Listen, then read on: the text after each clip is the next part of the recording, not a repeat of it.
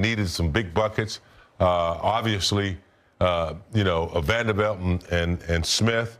I just thought collectively, without Reeves, without Rui, they just grinded it out and was really tough as a team. They showed some grit tonight. I'm so glad you brought up Vando because, to me, he was one of the players of the game without doing it in the box score. He was a plus 20.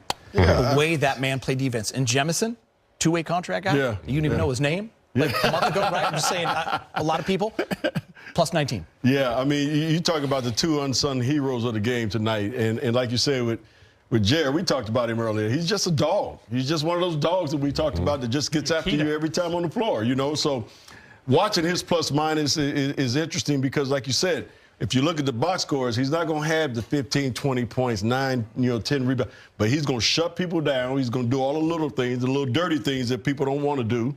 Putting his nose in places that people don't want to put him, getting the rebounds, the tough rebounds, making the steals, and just being a damn dog on the defensive end of going after people. So you got to love what he brings to the table. And just the way he caused havoc and harassed Kawhi or James Harden. I mean, that's the story of the night. Harden 5 for 22. Yeah, made 1 3. I mean, Harden was way off his game tonight. Yeah, this is all about the Laker defense. Yet again, another game where they allow barely over 100 in the last 2 weeks. I mean, that's been their MO. They are stomping people defensively. They are clamping down unbelievably. Vanderbilt, a big part of that. Dorian Finney-Smith, Gabe Vincent, 3 steals in the last few minutes for Gabe. So, I mean, this is all about their defense. People said, okay, they got Luka, but they're going to lose Max Christie and AD. How are they going to stop people? They're going to have to win games 136 to 135. That's not the case at all. The Laker defense is legit. Lakers are 17-4 in their last 21 games. Wow. Which is about that. Almost allowing me to forget the Charlotte loss. Let's go back downtown. Dorian Finney-Smith is with Mike Trudell. All right, Dodo, you guys get the job done. Keep the winning streak despite losing Austin tonight with no Rui. What did you have to do to rally around the flag? It's next man up. I was holding it down to Rui. I'm going to hold it down till Rui get back. But, Austin was a little unexpected, but, I feel like the bench came in and gave us good energy.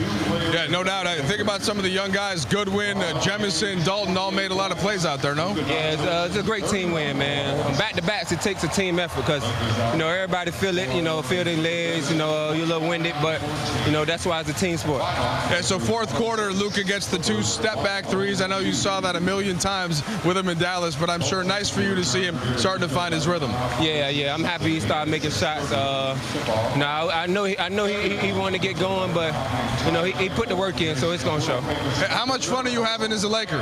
Come on, it's been fun. We winning. That's all that matters. I want to make more shots, but the wins means more. All right, last one for you. What's the thing that you take out of this now? You guys have to move forward and try to keep all this going. Defense. We keep holding teams close to 100 points. I feel like we could beat anybody. All right, Dodo, appreciate it. Appreciate you. All right, Luka and LeBron, Friday versus the Clippers. This is what they do. They combine for 59 points. And although Luka wasn't as efficient as he wanted to be shooting the basketball, he got to the line 11 times and made 10 of them. Luka also had 5 steals to go along with those 5 assists. LeBron just continuing to amaze at 40 years old, 28 points on 12 of 21, the 13 rebounds, and, of course, the defense. Luka and LeBron without AR carrying the day offensively. Big game. Hey, Luka had 31? Yeah, that's a lot. And those 2 big threes in the fourth. It wasn't the usual dominant 31, but 31's 31.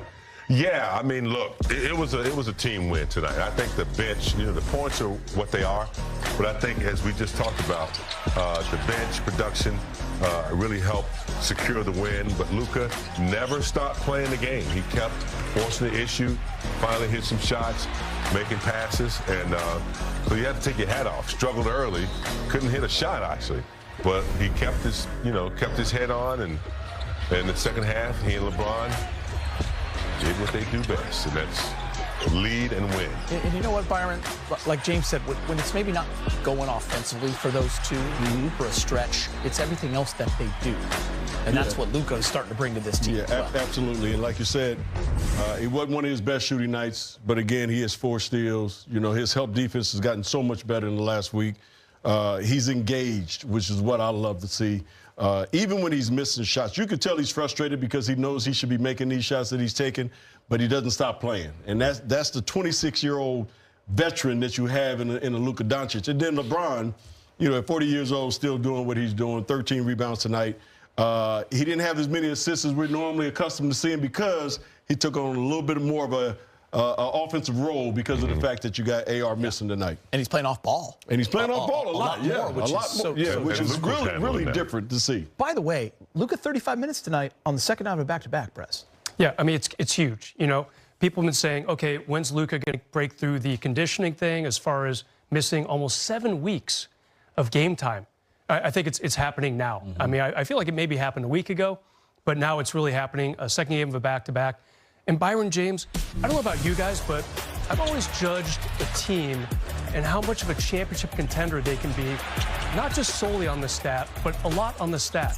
How good are you on the second night of a back-to-back? What does that tell you? A, you're talented. B, you've got depth. C, you've got grit. Lakers are now 6-2 on the second game of a back-to-back. Does that mean they're going to win it all in a few months? I don't know. But I've always liked that stat. I've always found like the Kobe and Powell teams, the Kobe and Shaq teams, those teams are always really good on the second night of a back-to-back. Depth, grit, and talent, too. This team has it, too. And we talked a little bit about this in the pregame show, like finding ways to win when you're not playing your best. The great teams do that. And here's a crazy stat. When you look, the starters are all in the minus, okay? Wow. The bench all in the positive. Gabe's plus 11. Goodwin's plus 14. We already mentioned the other guys. So a complete team effort, as Dorian Finney-Smith said. And one thing, big game, win or lose, you notice over these last few months, they're always playing hard. Yeah. There's not a night where you say they're not playing hard. Yeah. Playing they're not competing. hard, playing hard, from start to finish, and a bench that knows how to complement their starters. I think when the bench comes in, they know they need scrappiness. They need some, force some turnovers. Goodwin comes in. I like that. Dalton comes in. He hits some big shots. I think the bench really supported the starters tonight. They did what they needed to do. Defensively, making stops was key. So yeah, the chemistry's good. From 1 through 14. Great pickups by Rob Holding and the staff. I mean, Jemison the third and Goodwin are getting minutes. Yeah, getting minutes and being very productive. So how about this, by the way? Since the All-Star break, they're barely giving up 100 points a game. Yeah.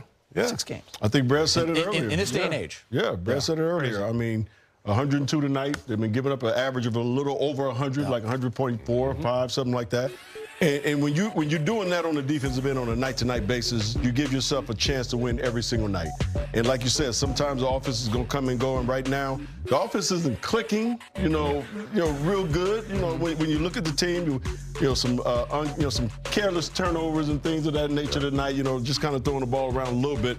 But the defense kept them in the game, got them the lead when Luka started hitting a couple of those shots, and then it basically carried us through this win tonight, despite playing against 8 people. The referees they tried their damnedest to get in the game too, or give the Clippers a chance to win the game, but the defense prevailed tonight. And you got to give the Lakers second unit a lot of the credit because I think they have an identity now of knowing that they got to come in and be that scrappy, that determined team as far as just going after people and just making the game ugly. I think we're 10-2 in February to end the month. That's pretty damn good. Sure. And as Ryan Trainer, our producer, said, I don't know what a challenge is. I have no idea what was happening at the end of the game, but we're going to show them to you. Let's get you to the highlights. Luka and the Lakers taking on the Clippers on Luka's 26th birthday. First quarter, Dorian Finney-Smith finds a cutting Jackson Hayes for the one-handed slam.